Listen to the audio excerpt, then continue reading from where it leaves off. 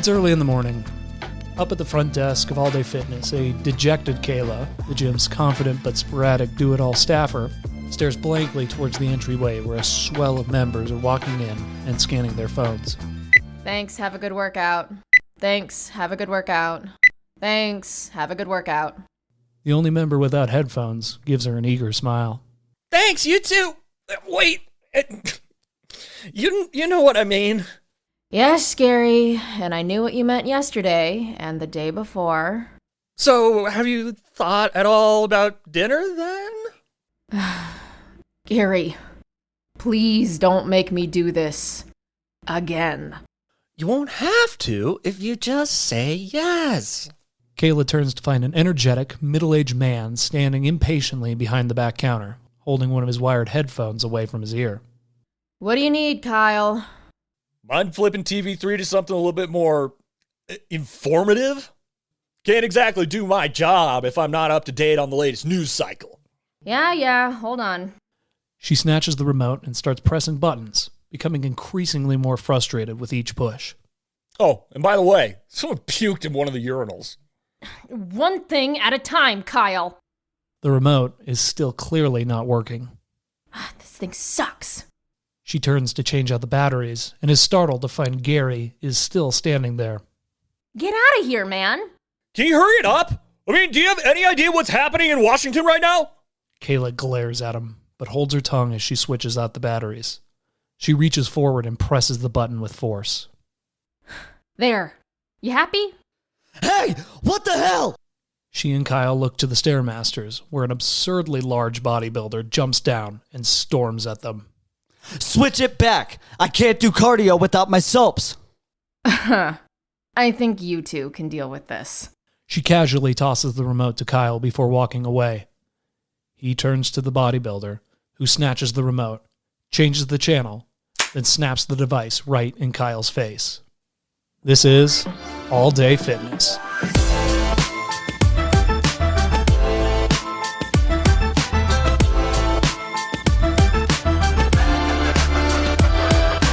Kayla moves into the break room, sitting at the far end of the table across from Logan, the gym's sage behemoth, who is eating from a ridiculous spread of food. She throws up her hood and drops her head down hard on the metal table.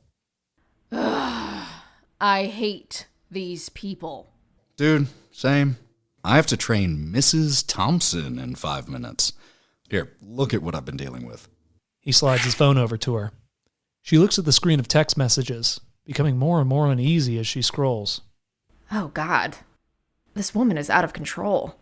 You're telling me? I mean, it's definitely not the first time a client has put themselves out there like this, but... Wait. How many have you... I haven't any of them. That's not how you made it sound. Damn it, Kayla, don't twist me up. This is serious. I've been training her 5 days a week for almost 10 years now. She's basically my mortgage payment. And every time a client starts doing this, man or woman, it ends poorly. Every time.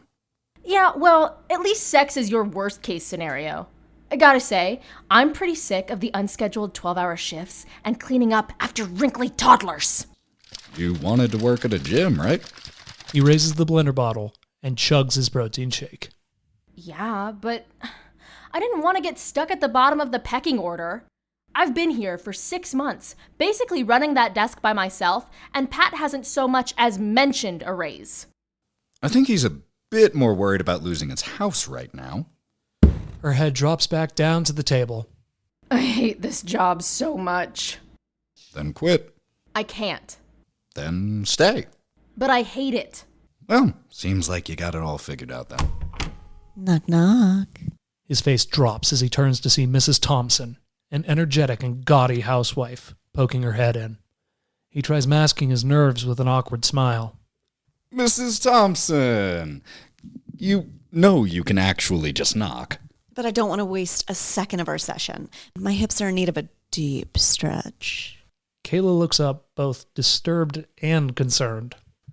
Well, I still have 30 seconds to finish my oats. How about you hop on the elliptical? I'll meet you out there. Sounds great. I'll be counting. She leaves. Kayla watches the door shut and thinks to herself. I've got it. She rises and exits. Logan takes another bite. He peeks up at the clock and immediately starts scarfing down the oats.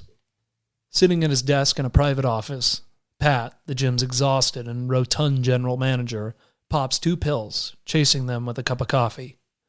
He's startled when the door swings open and starts choking on the drink as Kayla enters. Pat, She takes a seat across from him. I am officially ready to move on from the front desk. He's just barely able to collect himself. Kayla, please. I can't handle this right now. My son apparently brought his pet raccoon to school. I don't want to hear your sob stories. I'm not being treated fairly, and I'm sick of it. You know, we're beyond understaffed, but I'm doing the best I can. I can't have you quitting now. Well, that's the good news. I'm not quitting. I just want to be promoted to trainer. Promote you to... You don't seem to understand how this works. Pat, please. You don't know the kind of bullshit I have to deal with up there. Yes, I do. Do you know how many people quit that job? Yes, that's my point. I'm the one who always has to pick up the slack for those clowns. Pat takes a beat and thinks to himself before looking at her with an understanding gaze. Listen, training isn't really even my responsibility. I could maybe convince Jordyn to give you an interview, but no promises. Kayla's face lights up. Oh my god, yes! Thank you. I won't let you down. Well, you can't, because I don't care.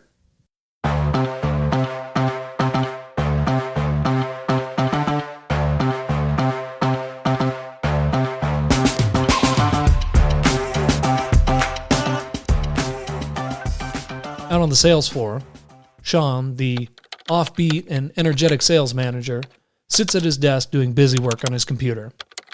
He reaches for a nearby energy drink, cracks it open, and nearly chugs the entire thing. A look of boredom comes across his face. He notices Daniel, an all-organic type of trainer, and eagerly moves towards him. As he turns the corner, he stops in his tracks upon seeing that Daniel is working with a clearly agitated member. Yeah, but you're not listening to me. Yes, I am. But I can't explain the functional benefits of animal-based movement training if you keep interrupting me. I'm not doing this anymore. It hurts my hips. Well, yeah, a life of sedentary immobility will do that to you, won't it, Jim? Screw you. Excuse me, I'm just trying to add decades to your life. By making me crawl around like a monkey? No, like a gorilla. They're from a completely different genus. That's it. I'm out of here. He moves to leave. Daniel goes down to his knuckles and steps into his path, actually moving a lot like a gorilla. You see this? Our primate cousins have superior hip mobility. If we can harness even a fraction of their range of motion... Get out of my way! He storms around Daniel, who remains in his ape pose. Fine. Enjoy the rigidity, bro. Forget about him, bud. He's not ready for your wisdom. Daniel rises to stand. I just wish people weren't so stubborn. We don't even want his business. I mean, once people get what you're doing, oof, your schedule is gonna be booming. Daniel! Oh, God. He and Sean turn to see Jordyn, the still could be an athlete fitness manager of the club, storming over. What did you do to that guy? He just canceled his membership. I was just having him do gorilla walks. It's not like I was having him do bear crawls. That'd be wild. Shut up, both of you. Sean, you're a manager. Quit being his groupie. Oh, come on, Jordyn. He didn't even let him finish the workout. It's not a workout. It's a consultation. Have him squat, tell him his knees suck, and then sell him sessions to fix them. We see Kayla in the background, excitedly rushing over after spotting them. Jordyn, there you are. I gotta tell you something. Jordyn looks back at her. As she does, we see Daniel sprint off behind her. Just a sec, Kay. She turns back around, furious to only find a petrified Sean. Where did he, Jordyn gestures a punch, making Sean cower before walking away. Kayla waits in the stretching room, standing in front of a group of elderly people doing calisthenics. She waves over a clearly agitated Jordyn. This is huge. Which way did Daniel go? I'm gonna be a trainer. Wait, what? How? Pat said all I have to do is interview with you. So let's say this was that, and now you can give me one of those cool shirts. They just say trainer on the back? Yeah. Well, at least they say something. I'm not making you a trainer, Kay. What? Oh, wait. I get it. The reason I love fitness is... Listen, you're my only friend here. Don't make me do this. Do what? Tell you every reason why this is a terrible idea. Like how you have absolutely zero experience, let alone any sort of certification. And then there's the fact that you could probably use a trainer yourself. Wow. You really just went ahead and did it. I'm sorry, but you know I take this department seriously. We have a real opportunity to help people, so I'm only going to let the best of the best join my team. I swear it's not personal. I'm just shooting you straight. Feels more like you're shooting me in the head. Come on, don't make this into a whole thing. You don't even get it. You and your team get to work with the people who are excited to be here. I deal with the rest of them. And I'm telling you right now, real monsters come from the upper middle class suburbs. Jordyn thinks to herself. Listen, I can't make you a trainer if you aren't certified, but we have a manager's meeting in half an hour. I'll see what I can do to at least get you some help. One of the elderly people approaches them. Excuse me, do you ladies mind if we have the room? We're starting to roll. Roll? They look over at the elderly crew, who are all now engaged in intense jujitsu grappling exercises. Are you all doing jujitsu? Every Monday, Wednesday, Friday. On carpet?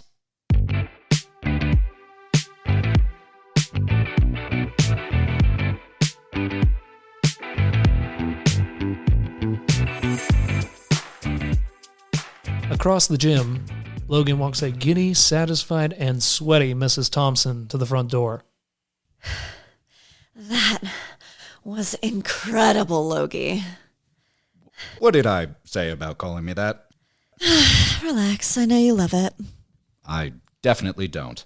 Am I going to be seeing you on Wednesday? Who knows? Maybe even sooner.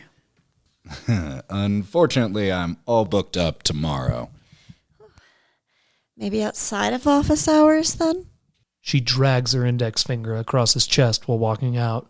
He freezes until she takes her full exit. After a beat, he looks up to the heavens. Please, make it stop. I'll go back to church this time, I swear.